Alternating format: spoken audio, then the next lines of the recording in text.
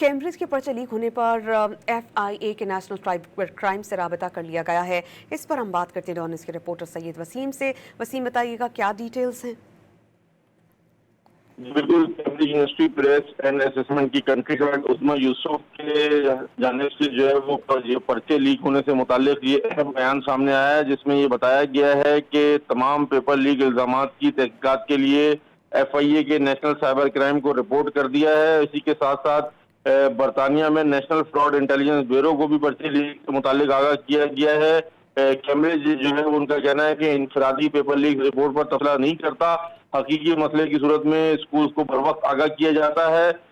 तलबा सिर्फ कैम्ब्रिज के ऑफिशियल बयानात पर एतमाद करें, ये कहना है country head Cambridge university and press assessment की कंट्री हेड जो है उस्मा यूसुफ उनका।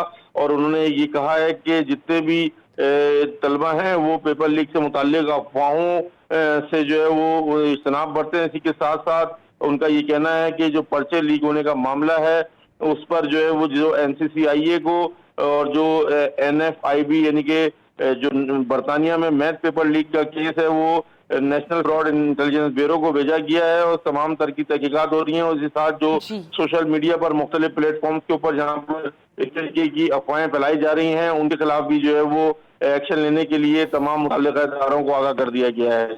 बहुत शुक्रिया सैयद वसीम, आप हमें अपडेट कर रहे थे।